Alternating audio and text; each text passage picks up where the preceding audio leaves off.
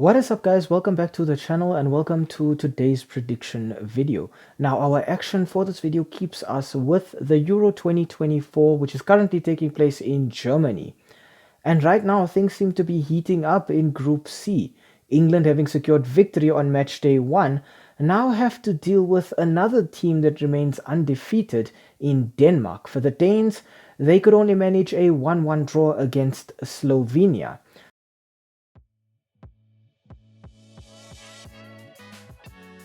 We start off our team analysis with Denmark. The last 5 fixtures for Denmark have ended in 3 wins and 2 draws, so essentially the Danes come into this one on a bit of an undefeated streak.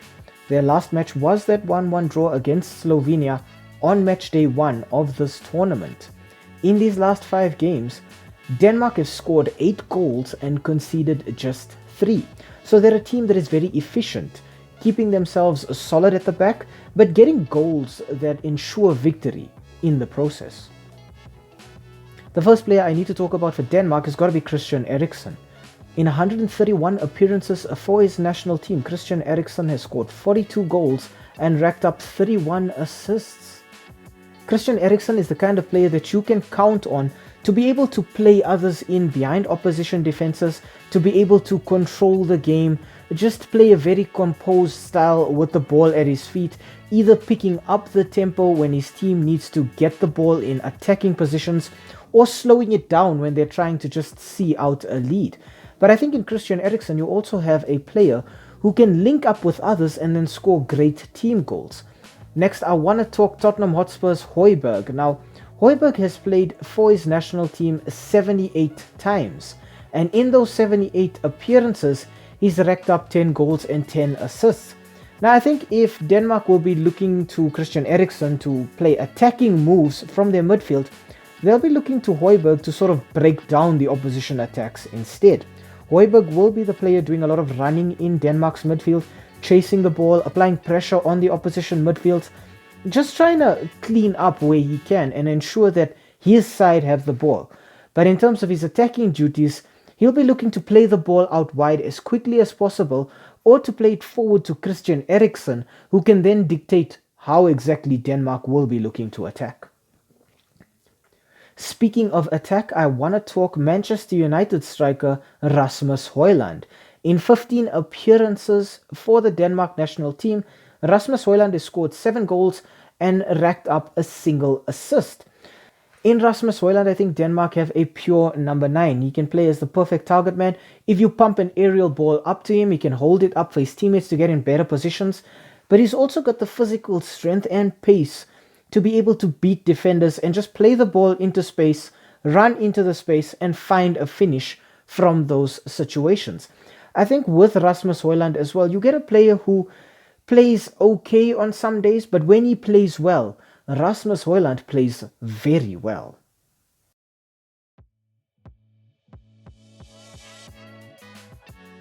Looking at England, the last 5 fixtures for the Three Lions have ended in 2 wins, 2 losses and a single draw. Their last match was that 1-0 victory over Serbia on match day 1. In their last 5 fixtures, England have scored 6 goals and conceded 4. So we can already see that this is a mixed bag of results for the Three Lions. They're struggling to get results against other teams, and at times they play very well, and other times they're just subpar. The first player I want to cover for England has got to be Harry Kane. In 92 appearances for his national side, Harry Kane has hit the back of the net 63 times and racked up 19 assists. Like Rasmus Højlund, Harry Kane is a pure number 9, albeit one with a lot more experience. Currently employed by Bayern Munich, Harry Kane took to the Bundesliga like a duck takes to water, just doing what he does best for Bayern Munich and getting goals. And that is what the England national team and its fans will be hoping that he does for them as well. Harry Kane is the kind of player who poses a threat regardless of where he is on the pitch. This is a player who can score goals with both feet, but is also a threat aerially because he's renowned for scoring good goals with his head as well. He's not exactly a slow player, so if you play Harry Kane in behind the opposition defense, he's got the strength and the speed to hold opposition defenders off and find a finish in 1v1 situations as well. Next up, I want to talk Phil Foden. In 35 appearances for the Three Lions side, Phil Foden has scored 4 goals and racked up 8 assists. In Phil Foden, you have a very dynamic player.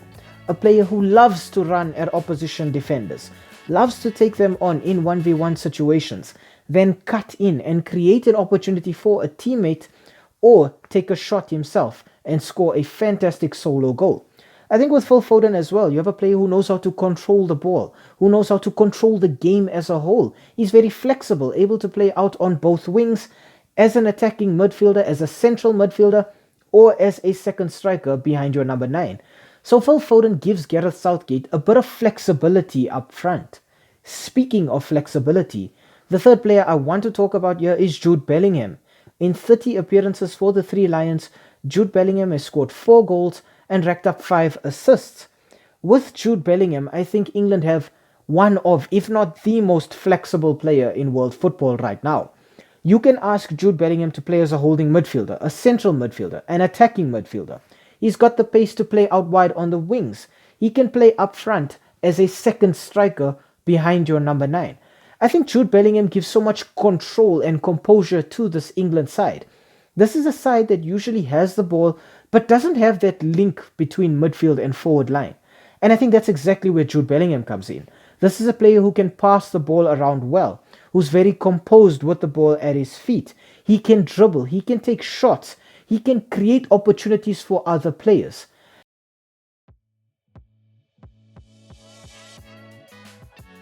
Looking at the head-to-head between these two sides, we can see that the last 5 fixtures between England and Denmark have ended in 3 wins for the Three Lions, a single win for Denmark, and then 1 solitary draw between the two sides. In these last 5 fixtures, England have scored 5 goals, while Denmark have scored 3 goals. So that tells us that essentially this is a game where both defenses are very stubborn. They tend to be very solid and frustrate each other. I think with England, we can see right now they're in a very strong position in Group C. They're on 3 points, and essentially 1 more win guarantees them a place in the knockout stages. For Denmark, they're on a single point. A win here is a must. If they get a draw, it's still possible, but then they're under a lot of pressure in the final round of fixtures. I think both sides are looking to wrap up qualification as quickly as possible. And obviously that task is much easier for England. I think individually as well, England have far more talented players. But while they have good players, this doesn't seem to be a very good team at the moment. It seems like everybody has their own individual ideas of how to approach the game and how to attack, and it just hasn't gelled. I think what England lack in particular right now is a bit of inspiration. And that is something that Denmark have in abundance right now. That success story of Christian Eriksen overcoming a career-ending condition in the last Euros and then coming through and just spending the last 4 years working himself back up to a point where he could be selected for the team again is incredibly inspiring. I think his teammates are going to look at him and think, if he could work that hard, why can't we? And I think that's something that England in particular maybe lack right now. These are all individually gifted players. The difference is they know they're individually gifted.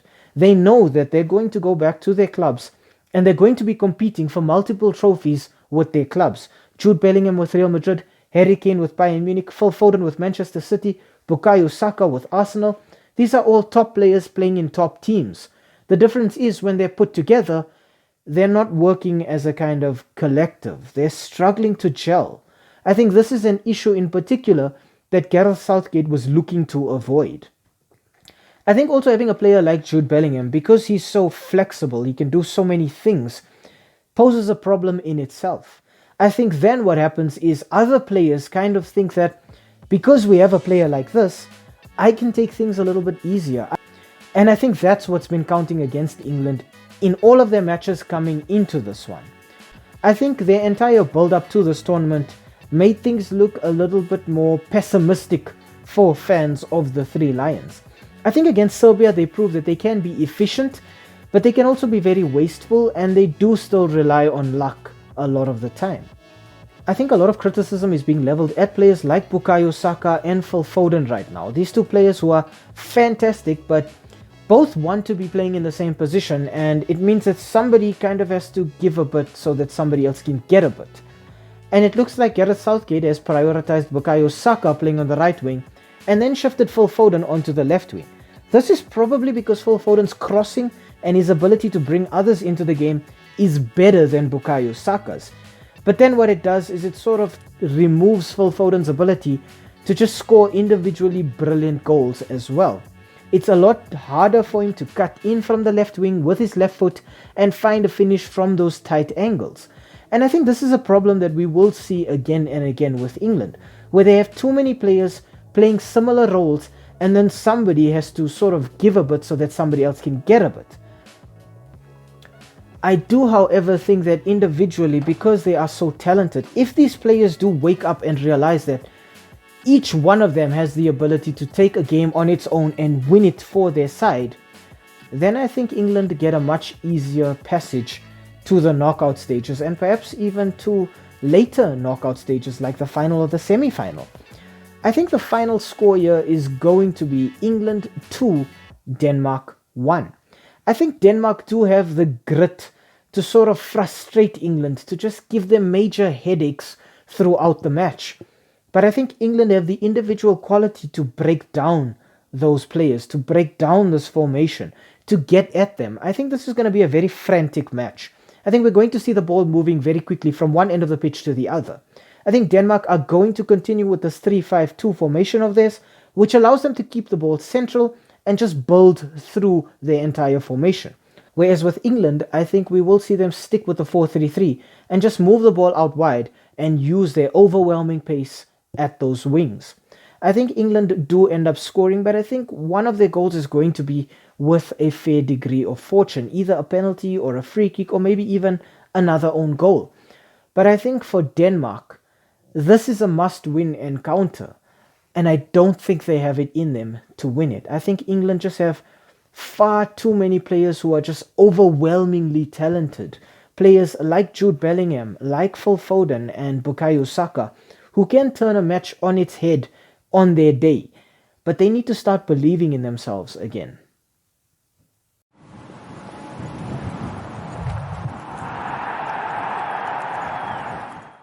Hi, thank you for making it to the end of this video. We really appreciate the watch time and the fact that you took some time out of your day to spend it with us talking about the sport that we all love. If you enjoyed the content, why not, drop a like down below or comment in the comment section. Maybe even consider subscribing to the channel. And I mean, while you are here right now, have a look at some of our old videos too. They should be appearing on the screen right now, along with that subscribe button. So you know exactly what to do. Thank you so much. It really helps with the YouTube algorithm. And have a great day out there. And we hope to see you again very, very soon. Thanks. Stay safe.